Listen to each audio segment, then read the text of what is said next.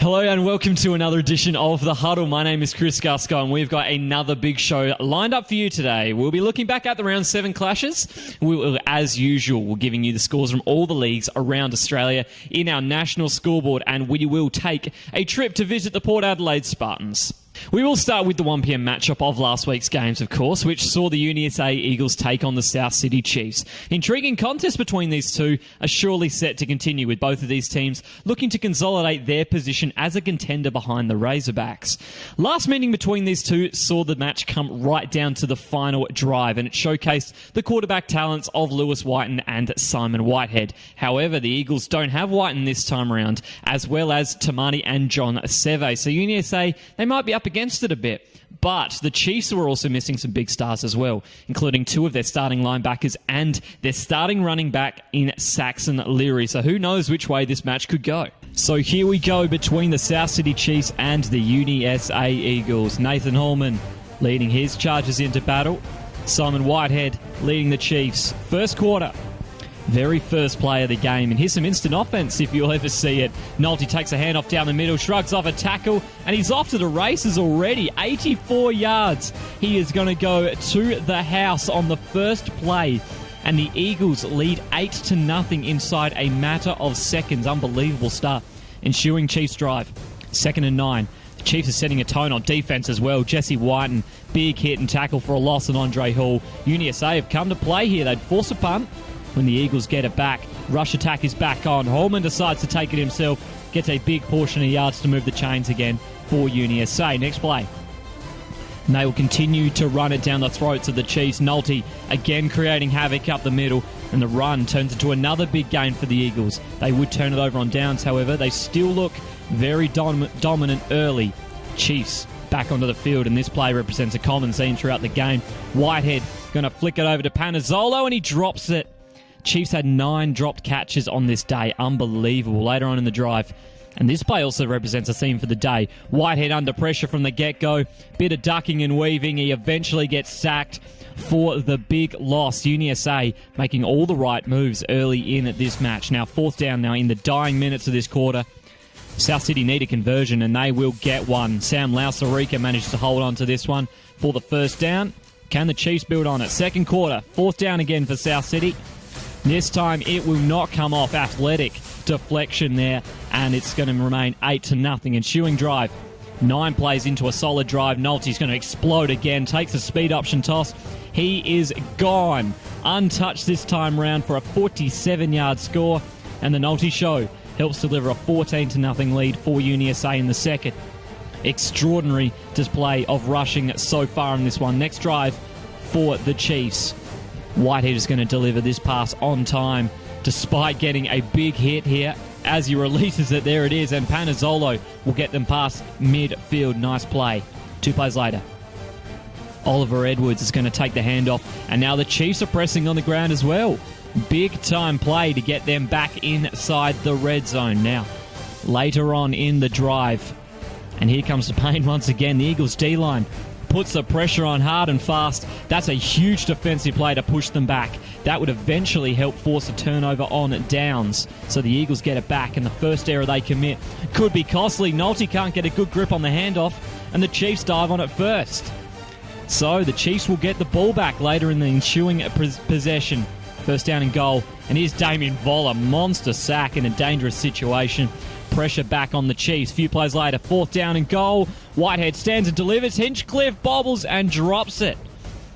Tough chance, but a chance nonetheless. Score still 14-0. Third quarter. We jump to midway through the third quarter, and after a slow start, here come the Chiefs. Lausarica turns his DB on a dime. Picks up a big first down for South City. They would turn it over, however. Defenses were on top for a majority of this quarter. Ensuing drive.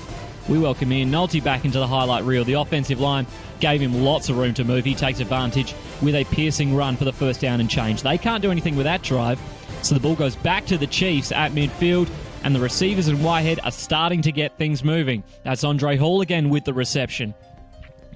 Later on now, the Chiefs are building a good drive, and it continues here. Whitehead, he's going to throw a strike to Lausarica up the middle, and they are looking threatening again. 2nd down and 10. UniSA's front line is doing some serious work. Sean Chase this time gets a sack to his name, and back the Chiefs go again. A few plays later, 4th down. Whitehead gets sacked again. Brilliant blitz work from the Eagles. Keeps their shutout alive. 14-point lead as we head into the final quarter. The Chiefs will get it back early in the 4th here. He's going to be forced to move around his Whitehead, and after a few seconds of consideration, beautifully flicks the ball to Panazzolo, and it seems once he breaks the final tackle, he's off to the races, but he's ruled out of bounds. Still a very, very big play. 2 plays later, connection is really getting hot now. Whitehead stands up in the pocket, deep strike to Panazzolo, who then turns downfield, is headed for the end zone. He will get pulled down just short of the line. And then next play, finally, the Chiefs can convert on a red zone opportunity. Whitehead takes it himself for the 2-yard score. Just like that, South City is only 6 points down in the 4th. It's 14-8. Ensuing drive for the Eagles, and in time of need, get Nolte the ball. Hot Hand continues his hot rushing day. He darts his way through the defense. Before refusing to go down, his teammates end up helping out with the scrum. Here come the Eagles again.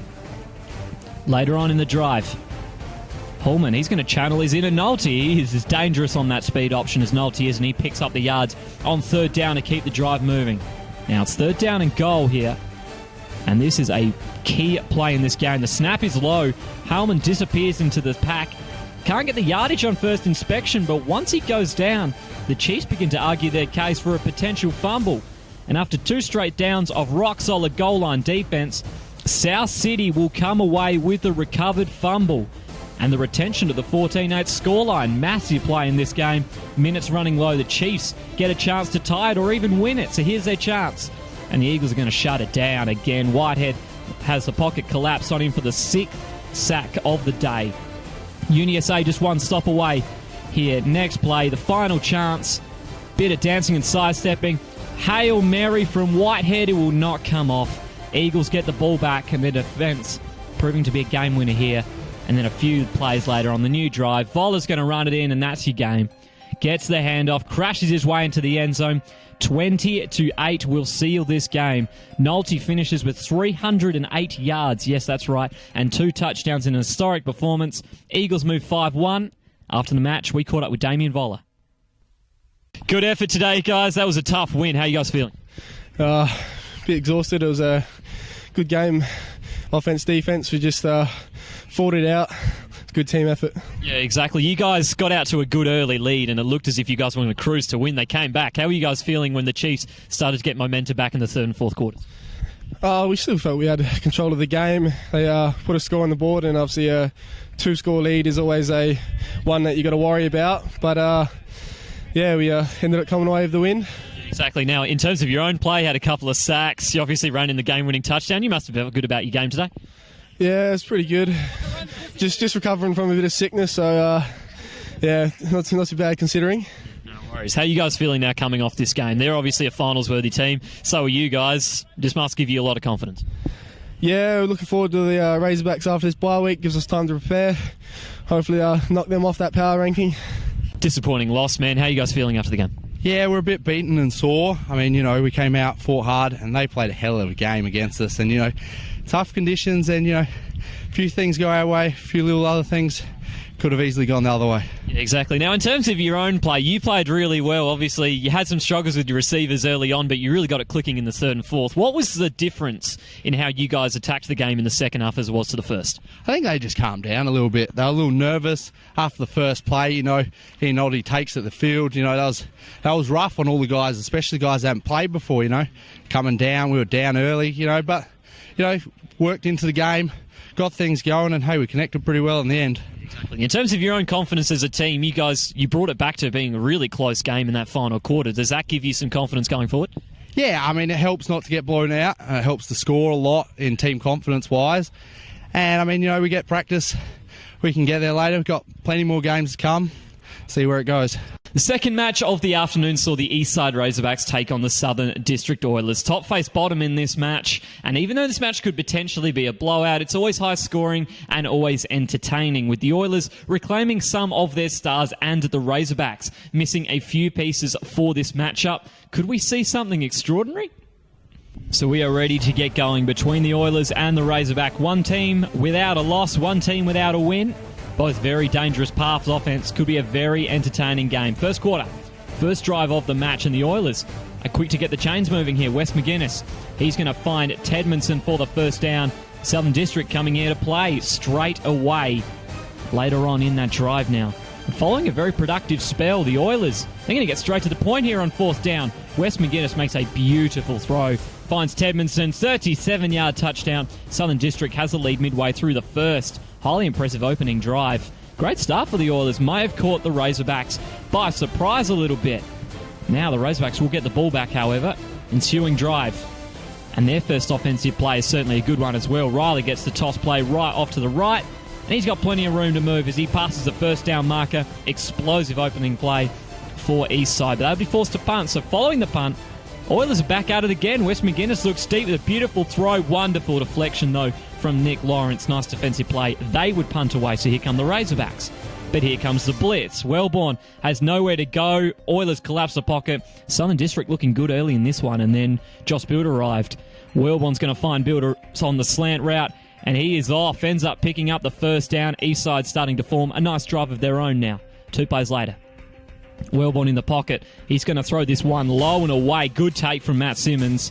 That's enough to move the chains as well. And then the very next play after that, the Razorbacks will pace a touchdown of their own on the board. Andrew Riley once again gets that toss. He crashes and tumbles his way through for 6 points. Oilers still hold the lead at quarter time, however. 8-7. Interesting contest so far. We move into the second.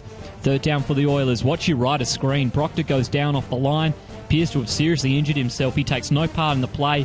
Gets treated as soon as the play stops. Eventually gets stretched off. Listed himself as questionable for next week's match. New drive for the Razorbacks. Here's a quick preview of what's to come in this one. Wellborn hits Sutcliffe on the quick screen. And from there he just torches the defense. First down and change. Next play. First down and 10. Wellborn steps up. He's going to find Sutcliffe again, this time on the slant route. And another big game. Eastside starting to stream forward on this drive. Sutcliffe being the catalyst here. And finally, 2 plays later, the drive wouldn't be complete without a touchdown pass to Sutcliffe. He burns the corner. Wellborn finds him in space for the 33-yard score. Razorbacks finally take the lead midway through the second, now 14-8. And the pressure is now on the Oilers to drum up a reply here. Let's see if they can do it. Ensuing drive here. And this is not how you're going to do it. Luke Haig-Moore drops back in the box. Big man gets the interception off Wes McGuinness' pass. And after a good return, the Razorbacks are back within scoring range again.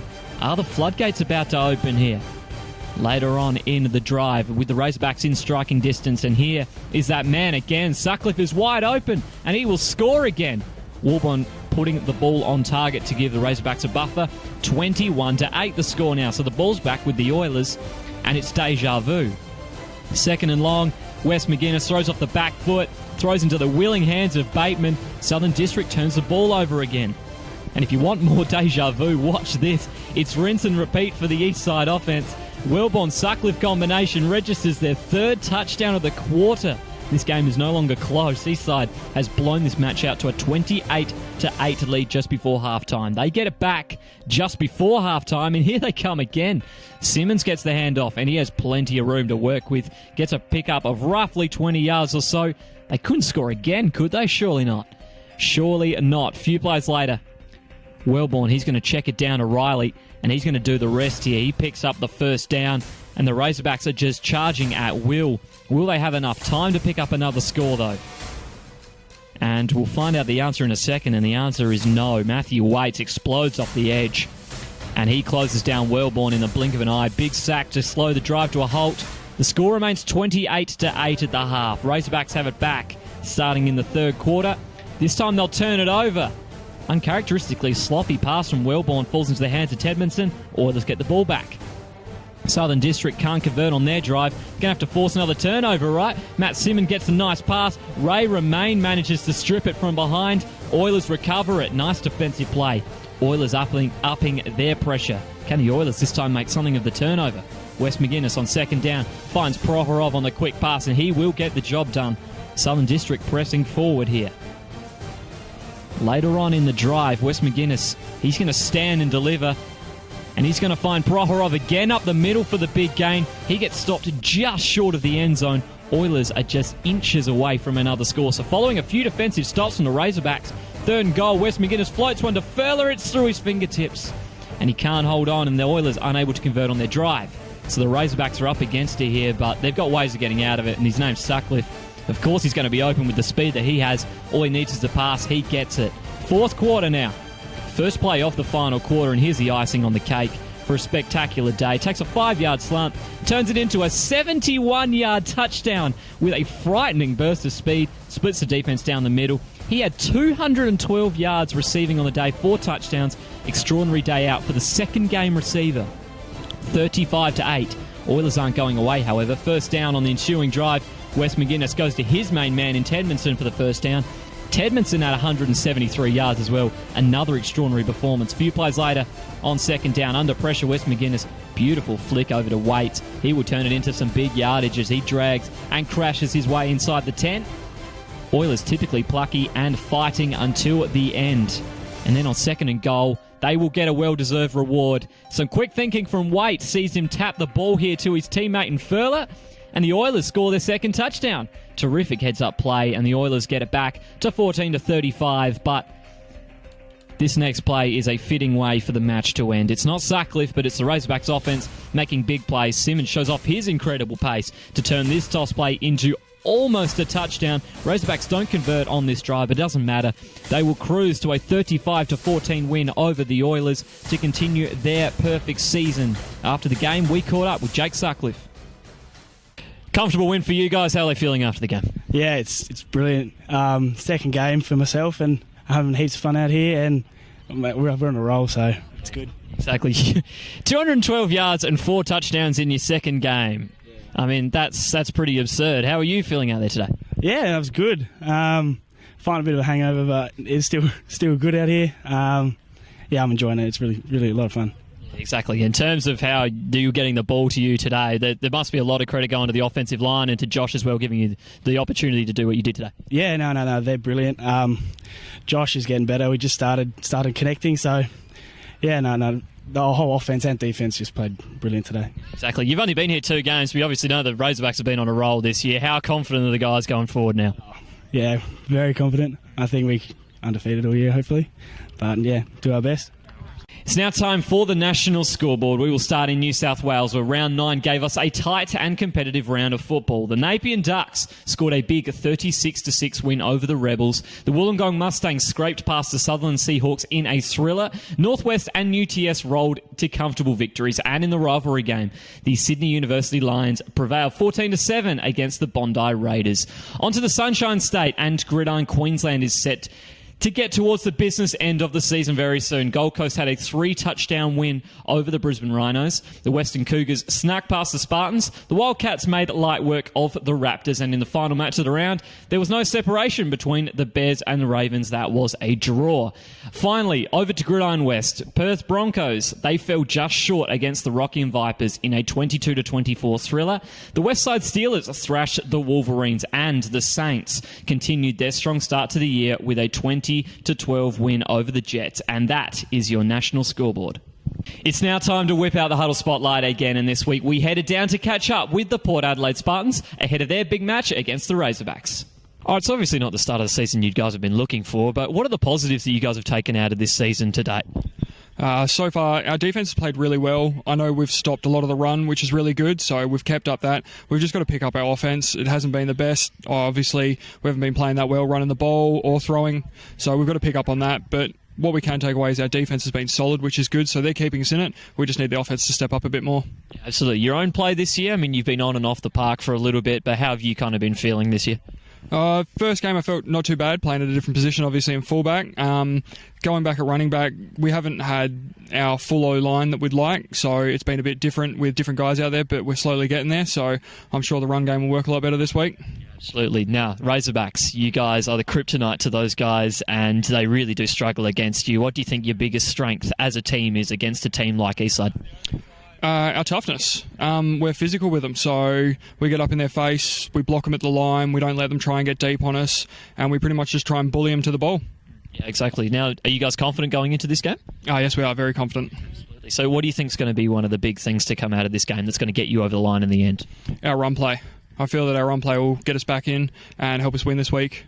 Thank you very much for joining me this week on The Huddle. Remember to check out Aussport's online network for everything Gridiron SA, as per usual, of course. Until next time, catch you around.